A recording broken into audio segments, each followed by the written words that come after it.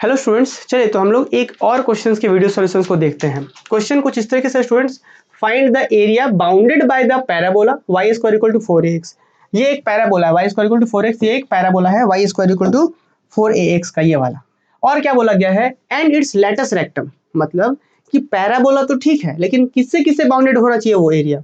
तो क्या बोला है क्वेश्चन कि find the area bounded by the parabola y square equal to 4x, ये parabola, and the its latus rectum. Latus rectum क्या होता है जी, तो अगर यहाँ पे y square equal to 4ax है, तो ये जो a हो गया ना 4 के साथ जो कोफिशिएंट में है, वो उसका जहां पे पॉइंट होगा x इक्वल टू a, इस पॉइंट पर जो वर्टिकल लाइंस होता है इसी को बोलते हैं लेटस रेक्टम। और ये लेटस रेक्टम क्या होता है, इस पैराबोला के फोकस पॉइंट पर परपेंडिकुलर लाइन होता है। तो मतलब मुझे इस पैराबोला से और इस x इक्वल टू a जो यहाँ पे है, x इक्वल टू a जो है जिसका कोऑर्डिनेट इस पॉइंट क्या होगा a, 0, इस यहीं तक मुझे जो बाउंडेड बनेगा एरिया वो निकालना है। मतलब ये मुझे पूरा ऊपर का भी एरिया निकालना है और नीचे का भी निकालना है। तो हम कितना परेशान क्यों ही होंगे, सिर्फ ऊपर के एरिया निकाल करके 2 से गुना कर देंगे। तो हमने एक स्ट्रिप यहाँ पे डाल दिया जिसका हम इधर से dx हो जाएगा, ये हाइट जो होगा y हो जाएगा। हम लिखेंगे since the parabola y square equal to 4ax is symmetrical about the x axis, की x एक्सिस के अबाउट सिमेट्रिकल है, इसीलिए पूरा एरिया निकालने के बजाय हम एक एरिया निकाल के 2 से गुना कर देंगे। Therefore, required area bounded by the parabola and its lattice rectum equal to 2 into area of OABO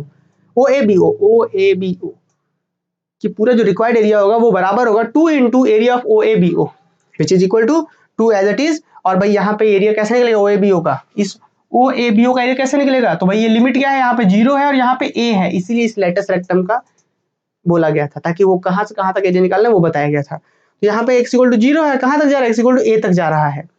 तो ये 2 बाहर, इसका एरिया निकालते समय 0 से a y dx, यही ना होता है फॉर्मूला एरिया निकालने का। तो ये हो गया 2 और 0 से y dx। अब y का वैल्यू क्या निकलेगा जी, तो y का वैल्यू निकाल लीजिए यहाँ से अंडर रूट करके। नेक्स्ट 0 से ये हो गया अपना, ये हो गया 2 इंटू 0 से a 2।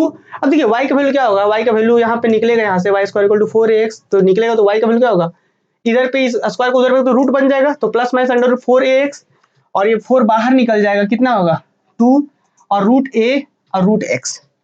समझ रहे हैं, सिर्फ 2 बाहर होगा, फिर रूट a रूट x, तो y का value 2 root a root x, 2 root a root x, ये y का वैल्यू हो गया। और पॉजिटिव इसलिए ले रहे हैं क्योंकि फर्स्ट क्वाड्रेंट में है y का वैल्यू,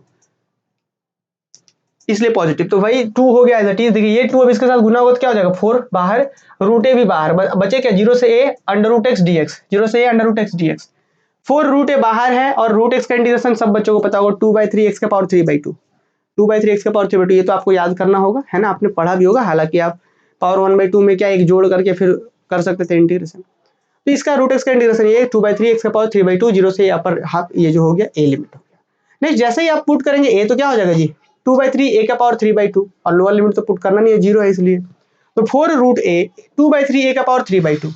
और अब आप ही लोग बताइए क्या इस चीज को हम ऐसा लिख सकते हैं कि दिस इज इक्वल टू 8/3, ठीक है, और यहाँ पे a का पावर 1/2 इंटू a का पावर 3/2, क्या सही है ये चीज। देखिए 4 इंटू 2 8/3 और a का रूट मतलब a का पावर 1/2 a का पावर 3/2, बेस सेम, पावर क्या होगा जुटेगा, पावर जब जुटेगा स्टूडेंट तो क्या होगा जी 1/2 और 3/2 क्या होगा 1/2 प्लस 3/2 कितना होगा जी, डिनोमिनेटर सेम तो क्या होगा सीधा ऐड होगा, तो 1 और 3 4/2, 4/2 का मतलब कितना 2, तो फाइनली a का स्क्वायर, तो वही लिखा हो कि 8/3 a का square. This is your required answer, है ना। तो मुझे उम्मीद है कि सबको समझ में आएगा। और ये ना क्वेश्चन प्रीवियस ईयर में आया हुआ था कि पैराबोला से और इसके लेटस रेक्टम से जो एरिया बनेगा उसको कैलकुलेट करने के लिए। तो मुझे उम्मीद है कि इस क्वेश्चन में सबको समझ में आया होगा, और बाकी आप अपने अगले सेमेस्टर के क्लासेस के लिए हमारे साथ जुड़ सकते हैं धनबाद मैथ्स अकेडमी का एप्लीकेशन इंस्टॉल करके, और हमारे YouTube channel Dhanbad maths academy को सब्सक्राइब करके। चलिए मिलते हैं अगले क्लास में।